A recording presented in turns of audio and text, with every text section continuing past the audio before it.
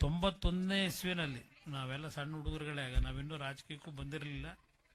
ದೇವೇಗೌಡರು ರಾಜಕಾರಣ ದೂರದಿಂದ ನಿಂತ್ಕೊಂಡು ನೋಡ್ತಾ ಇದ್ದಾರೆ. ನಾವು 91ನೇ ಇಸ್ವಿನಲ್ಲಿ, ಅದು ಏನು 89ನೇ ಇಸ್ವಿ ಅಸೆಂಬ್ಲಿ ಚುನಾವಣೆಗೆ ಸೋತಿದ್ರು. 91ರಲ್ಲಿ ಎಲೆಕ್ಷನ್ಗೆ ಪಾರ್ಲಿಮೆಂಟಿಗೆ ನಿಂತಾಗ ದೊಡ್ಡ ಹೋರಾಟ, ಅದನ್ನು ನೆನೆಸ್ಕೊಂಡು ಸ್ವಲ್ಪ ಅವನಿಗೆ ಕಣ್ಣಲ್ಲಿ ನೀರು ಬಂತು ರೇವಣ್ಣ ಅವರಿಗೆ. ಆ ಹೋರಾಟದಲ್ಲಿ ದೇವೇಗೌಡರು 24 ಗಂಟೆ ಏನು ಹೋರಾಟ ಮಾಡಿದ್ರು.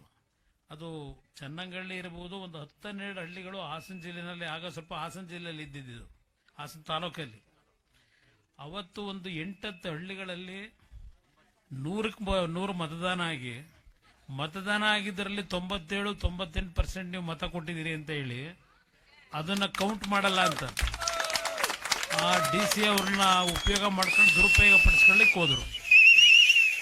ಅವತ್ತು ನಿಮ್ಮಗಳ ಒಂದು ದೇವೇಗೌಡರ ಮೇಲೆ ಕೊಟ್ಟಂತ ಒಂದು ಆಶೀರ್ವಾದ, ಅದು ಮತ್ತೆ ಅವ್ರನ್ನ ದೆಹಲಿಯ ಕೆಂಪುಕೋಟೆಯಲ್ಲಿ ಪ್ರಧಾನಮಂತ್ರಿಯಾಗಿ ಹೋಗ್ತಕ್ಕಂಥ ಒಂದು ಶಕ್ತಿ ಬಂದಿದ್ರೆ, ಅದು ಈ ಭಾಗದಲ್ಲಿ ನೀವೇನು ದೇವೇಗೌಡರಿಗೆ ಆಶೀರ್ವಾದ ಮಾಡಿದಿರಿ ಅದರ ಪ್ರತಿಫಲ.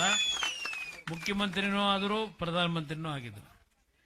ಅವರಿಗೆ ಹಲವಾರು ರೀತಿಯಲ್ಲಿ ಕೆಲಸ ಮಾಡಬೇಕು ಅನ್ನೋದಿದ್ರು. ಅವರು 60 ವರ್ಷ ರಾಜಕೀಯದಲ್ಲಿ ಮುಖ್ಯಮಂತ್ರಿ ಆಗಿದ್ದ 18 ತಿಂಗಳು, 10 ತಿಂಗಳು ಪ್ರಧಾನಮಂತ್ರಿ, ಮತ್ತೆ ಒಂದು 2 ವರ್ಷ ನೀರಾವರಿ ಮಂತ್ರಿ. ಇನ್ನು ಉಳಿದಿದ್ದೆಲ್ಲ ವಿರೋಧ ಪಕ್ಷದಲ್ಲೇ ಹೋರಾಟ ಮಾಡ್ಕೊಂಡು ಬಂದವರು. ಇವತ್ತು ನನಗೆ 2 ಬಾರಿ ರಾಜಕೀಯದಲ್ಲಿ ನನಗೇನು ರಾಜಕೀಯ ಬರಬೇಕು ಅಂತ ಇದ್ದಾನಲ್ಲ, ರೇವಣ್ಣ ಒಬ್ಬ ಇದ್ದಿದ್ದ ರಾಜಕೀಯದಲ್ಲಿ. ಅಲ್ಲಿ ಬೆಂಗಳೂರಿನ ಸುತ್ತಮುತ್ತ ಏನು ನಮ್ಮ ಹಳ್ಳಿಗಳಿದ್ದಾವೆ, ಅಲ್ಲೂ ಸಹ ದೇವೇಗೌಡರ ಬಗ್ಗೆ ಅಭಿಮಾನ ಏನಿಟ್ಟಿದ್ರು. ನಮ್ಮ ಮೇಲೂ ಒತ್ತಡ ಹಾಕ್ಬಿಟ್ರೆ ಅಲ್ಲಿ ನಾನು ರಾಜಕೀಯಕ್ಕೆ ಬರಬೇಕು ಅಂತ ಇದ್ದವನೆಲ್ಲ ರಾಜಕೀಯಕ್ಕೆ ಬಂದ ಮೇಲೆ ಆ ಭಾಗದ ಜನ ಪ್ರೀತಿಯಿಂದ ನಮ್ಮನ್ನೇನು ಬೆಳೆಸಿದ್ದಾರೆ. ಅದರ ಹಿನ್ನೆಲೆಯಲ್ಲಿ ನಾನು 2 ಬಾರಿ ಮುಖ್ಯಮಂತ್ರಿ ಆಗ್ತಕ್ಕಂಥ ಅವಕಾಶ ಸಿಕ್ಕಿದಾಗ ರೈತರು ಮಾಡಿದಂಥ ಸಾಲ ಮನ್ನಾ ಮಾಡೋದು ನನ್ನ ಮೊದಲನೇ ಆದ್ಯತೆ. ದೇವೇಗೌಡರು ನನಗೆ ಅವರ ಅದೆಲ್ಲದಕ್ಕಿಂತ ಸಾಲ ಮನ್ನಾ ಜೊತೆಗೆ ಹಲವಾರು ಕಾರ್ಯಕ್ರಮಗಳು ಕೊಟ್ಟಿದ್ದೇವೆ. ರೇವಣ್ಣ ಅವರಂತೂ ಹಾಸನ ಜಿಲ್ಲೆಗೆ ನಾನು ಅಧಿಕಾರದಲ್ಲಿ ಇದ್ದಂಥ 18 ತಿಂಗಳು ಒಂದು ಬಾರಿ, 14 ತಿಂಗಳು ಒಂದು ಬಾರಿ, ಆ ಒಂದು ಸನ್ನಿವೇಶದಲ್ಲಿ ಒಂದೊಂದು ನಿಮಿಷನೂ ವೇಸ್ಟ್ ಮಾಡಿದೆ, ಆ ಸಮಯ ವ್ಯರ್ಥ ಮಾಡಿದೆ. ಹಾಸನ ಜಿಲ್ಲೆ ಅಭಿವೃದ್ಧಿಗೋಸ್ಕರವಾಗಿ ಅವನು ಪಟ್ಟಿರ್ತಕ್ಕಂಥ ಶ್ರಮ ಎಲ್ಲ ನಾನು ನೋಡಿದ್ದೇನೆ.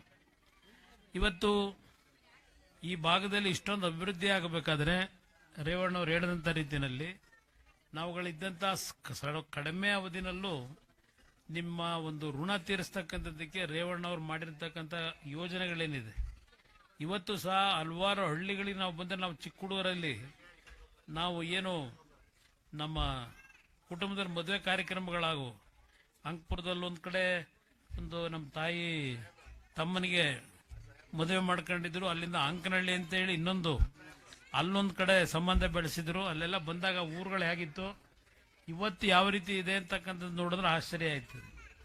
ಅದರಿಂದ ಇವತ್ತು ನಾನು ಒಂದು ನಿಮಗೆ ಹೇಳ್ತೇನೆ, ನಿಮ್ಮ ಒಂದು ಪ್ರೀತಿ ವಿಶ್ವಾಸ ಇದೆಯಲ್ಲ, ಆ ಪ್ರೀತಿ ವಿಶ್ವಾಸವೇ ನಮಗೆ ಶ್ರೀರಕ್ಷೆ.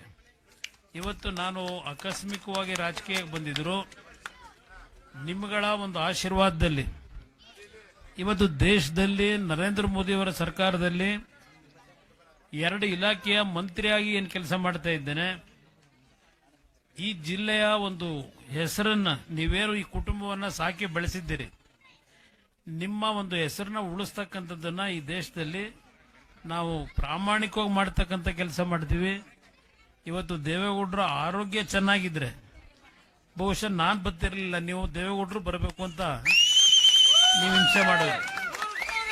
ಅಂದರೆ ಅವರು ಈಗ ಹಿಂದಿನ ತರ ಓಡಾಟ ಮಾಡಲಿಕ್ಕೆ ಸಮಸ್ಯೆ ಇರೋದ್ರಿಂದ ಇತ್ತೀಚಿನ ದಿನಗಳಲ್ಲಿ ನನಗೆ ರೇವಣ್ಣ ಅವರು ಮತ್ತು ನಮ್ಮ ಎಲ್ಲ ನಾಯಕರುಗಳು ನೀವು ಬರಬೇಕು ಅಂತೇಳಿ ದೇವೇಗೌಡರ ಉಪಸ್ಥಿತಿನಲ್ಲಿ ನಾನು ಕರಿತೀರಿ.